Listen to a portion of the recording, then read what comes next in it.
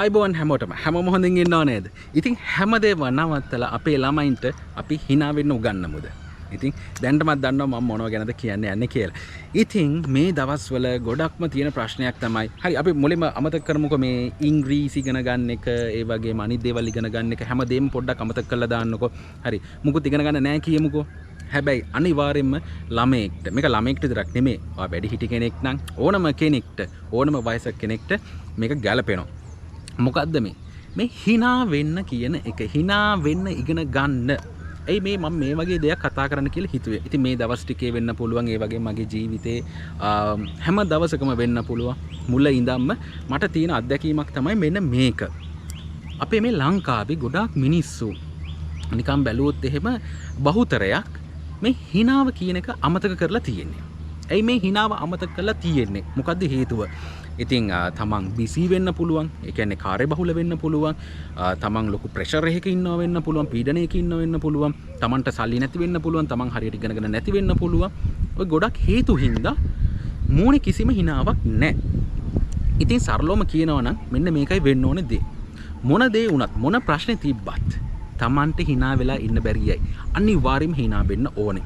ඉතින් ඔයා වැඩිහිටියෙක් වෙලා වාට hina වෙන්න බැරි නම් හරි ඒක පොඩ්ඩක් අමතක කරන්නකෝ. මම කියන්නේ ඔයගොල්ලෝගේ දරුවොන්ට. හරි? අපේ දරුවොන්ට අපි උගන්වන්න ඕනේ. අනේ පුතේ, අනේ දුවේ, මූණේ එල්ලගෙන වගේ ඉන්න එපා. hina වෙලා ඉන්න. ප්‍රියමනාප විදිහට ඉන්න. ඔයා කළු කෙනෙක් වෙන්න පුළුවන්. දැන් මම කළු කෙනෙක්. මගේ පාට කළු පාට. රයිට්, මගේ වර්ණය කළු පාට. නමුත් ඔයා සුදු කෙනෙක් වෙන්න පුළුවන්. කළු කෙනෙක්. කොහොම වුණත් ඒකේ මූණේ වර්ණය නෙමෙයි වැදගත් වෙන්නේ. තමන් ප්‍රියමනාප වෙන්නේ තමන්ගේ මේ මූණේ හැමතිස්සෙම hinaවක් තිබ්බොත් විතරයි. ඉතින් මේ hina වෙනවා කියන්නේ අර පිස්සු වගේ හරිද මෝඩ විදියට hina වෙනවා කියන එක නෙමෙයි. තමන්ට තේරෙනවා. තමන් තැනකට ගියාම එතන ඉන්න මිනිස්සුන්ව හැමතිස්සෙම ඒ කියන්නේ ප්‍රීතිමත් විදියට තියන්න, සතුටින් තියන්න.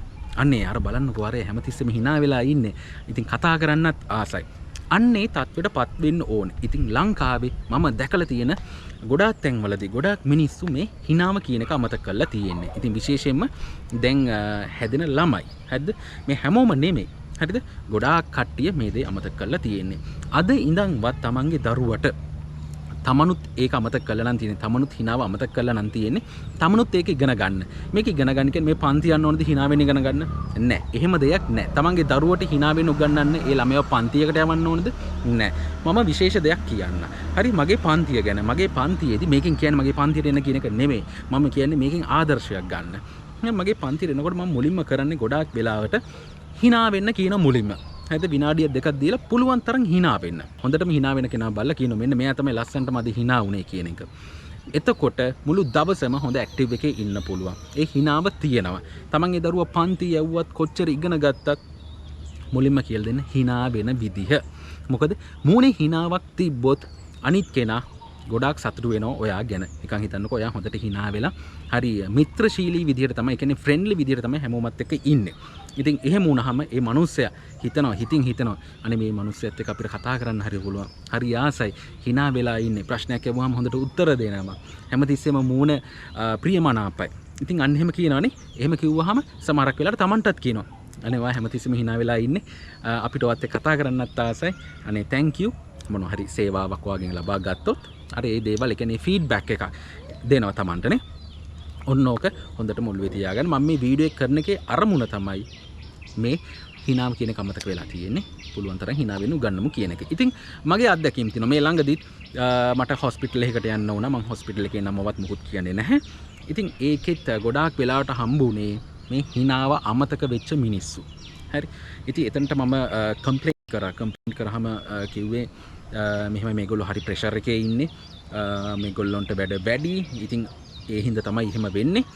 නමුත් මම නෝටිස් කරපු දේ තමයි ඒගොල්ලෝ පුළුවන් තරම් විහිළු කරනවා. දැන් නිකන් හිතන්නකෝ නර්ස් කෙනෙක් කියලා නර්ස්ලා කට්ටියක් ඉන්නවනම් ඒගොල්ලෝ විහිළු කරගන්නවා. නමුත් එතනට කවුරු හරි කියලා ප්‍රශ්නයක් ඇහුවොත් අනේ නර්ස් දැන් කොහොමද මේ අපේ අම්මගේ තත්ත්වය එහෙම කියලා අහපු ගමන් ඇඟට ගොඩ වෙන ටයිප් එකේ කට්ටිය තමයි ඉන්නේ.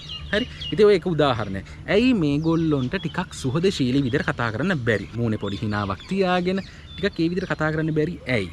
හරි. එහෙම වුණා කියලා මොකද්ද වෙන පාඩුව? මෙහෙමයි. ඉතින් සමහරක් වෙලාවට හොස්පිටල් ගත්තම පේෂන්ට්ලත් ඉන්නවා ඉතින් අමුතු කට්ටිය හරි කියන දේ කරන්නේ නැති අන්න එහෙම කට්ටියක් ඉන්නවා. එතකොට ඒගොල්ලොත් එක කේන්ති යන එක සාධාරණයි. නමුත් මම කියන්නේ මේ අපි මොන හරි ප්‍රශ්නයක් ඇහුවාම කෙනෙක් උත්තර දෙනකොට අනේ මූණේ පොඩ්ඩක් හිනාවක් තියාගෙන උත්තර දෙන්න. අපි හිතමුකෝ කඩේකට ගියා කියලා. කඩේකට ගිහිල්ලා බඩු ගන්න යනවා. ඉතින් ඔයා එතන කඩේ බඩු විකුණන කෙනෙක් නම් එතන අපි කියමුකෝ සේල්ස් පැත්තෙන් ඉන්න කෙනෙක් නම් අනේ පොඩ්ඩක් hina වෙලා අනේ සර් මොනවද ඕනේ? හරි. අර ඒ විදිහට අනේ මිස් මොනවද ඕනේ? හරි. ඒ කියන්නේ මොන හරි දෙයක් නැත්තම් එකපාරට මේක නෑ අපේ කඩේ වෙන තැනක බලන්න. එහෙම නෙමෙයි නේ. මූණේ hinaවක් තිබ්බොත් අර එන මනුස්සයා සතුටු වෙනවා. ආපහු දවසක එනවා ඔයා ගැන හොඳ කියනවනේ. අන්න ඒ වගේ මිනිස්සුත් එක්ක තමයි කන්ටැක්ට්ස් තියාගන්න කැමති. ගොඩාක් කට්ටිය පර්සනලි මම හැමතිස්සෙම බලනවා කවුද hina වෙන්නේ නැත්තේ කියන එක. මොකද hina වෙන කෙනත් එක්ක තමයි අපි කතා කරන්නත් ආස. එහෙම වුණාම අපිට දිගටම එයත් එක්ක හිතවත්කමක් තියාගන්න පුළුවන්. නැතු ඔයා hina වෙන්නෙත් නෑ නිකන් මූණ මුතු කරගෙන ඉන්නේ. හරි. එහෙම වෙන්න එපා. ඉතින් ඔන්න ඔය දේවල් තමන්ගේ ළමයින්ට මුලින් නම් උගන්වන්න. තමන්ට ඔක කරන්න බැන්න තමන්ගේ ළමයින්ට හරි ඔයට උගන්වන්න. මොකද ඒගොල්ලෝ තමයි අනාගතේ බාර ගන්න ඉන්නේ. හරි. මොකද අනාගතේ බාර ගන්න ඉන්න කට්ටිය රොබෝල ටිකක් වෙලා වැඩ නැහැ. කෙනෙක් එක කතා කරන්නේ කොහොමද? ගුණධර්ම කියන්නේ මොනවද? hina වෙලා මිනිස්සෙක් එක්ක කතා කරන්නේ කොහොමද? ඒ හැම දෙයක්ම ඉගෙන ගන්න ඕනේ. ඉතින් ගොඩාක් වෙලාවට කරන්නේ අපි ගුණධර්ම උගන්වන්න තමන්ගේ ආගමේ හැටියට දහම් පාසල් යවනවනේ. හරි. ඉතින් දහම් පාසල් යවලත් ඒක වෙනවද කියන එක ඉතින් ප්‍රශ්නයක් නේ. දහම් පාසල් ගියත් මොකද වෙන්නේ? ගොඩාක් වෙලාවට විභාගෙට සූදානම් කරනවා. ඊට පස්සේ තරඟ තියෙනවා. එතනත් තරඟයක් තියෙන්නේ. නැතුව අර ගුණධර්ම ඉගෙන ගැනීමක් වෙන්නේ නැහැ කියලා මට හිතෙනවා.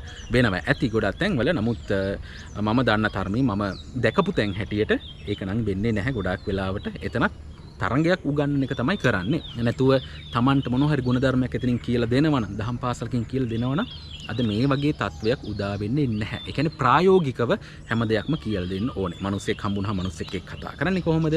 මිනිස්සෙක්ට ආචාර කරන්නේ කොහොමද? මිනිස්සෙක්ට ගෞරව කරන්නේ කොහොමද? හරි. ඉතින් අන්නේ හැම දෙයක්ම තමන් කියලා දෙන්න. ගෙදරින් ඔය ටික කියලා දෙන්න පුළුවන්. විශේෂයෙන්ම ඔය හිනාව කියන එක. මූණේ හිනාව තියාගන්න හැම තිස්සෙම. හිනාව තියාගත්තොත් ඇත්තටම තමන්ට ඒක ලොකු වාසියක්. තමන්ට ඒක ලොකු ආභරණයක්. හරි. ඉතින් ඒකට මේ වා සුදු වුණාද කළු වුණාද කියලා වැඩක් නැහැ. ඒකයි මම මුලින්ම කිව්වේ. ඔයාගේ මූණේ ඒ ප්‍රියමනාප ගතිය තියෙන්නේ තමන්ගේ හිනාවත් එක්ක. ඉතින් මම හිතනවා මේ අද කියලා දුන්න දේෙන් ලොකු දෙයක් ඔයගොල්ලෝ ගන්න නැති කියලා. මොකද මේක මං කියන්න හේතුව අද සමාජයේ මේක ඇත්තටම වෙන්නේ නැහැ. හරි. මේ හිනාව කියන එක අමතක කරලා තියෙන්නේ. හැමදෙස්සෙම hina වෙලා ඉන්න. හොඳ ජවයක් තියෙන. එතකොට ඇඟේ හොඳ ඇක්ටිව් එකේ ඉන්න පුළුවන්. ගොඩාක් කට්ටිය ඉන්න තැන ඔයාට කැපී පේන්න පුළුවන්. හරි. ඉතින් මේක ආභරණයක් කරගන්න. මේකේ වටිනාකම ඉගෙන ගන්න. ලබන සතියේ අලුත් ඉංග්‍රීසි පාඩමකින් හම්බ වෙමු. හැබැයි ඒ හම්බ වෙනකන් මගේ හැම යාළුවෙක්ම හැම දරුවෙක්ම හැම වැඩිහිටියෙක්ම වෙනදටත් වැඩිය ගොඩක් පරිස්සමෙන් ඉන්න ඕනේ.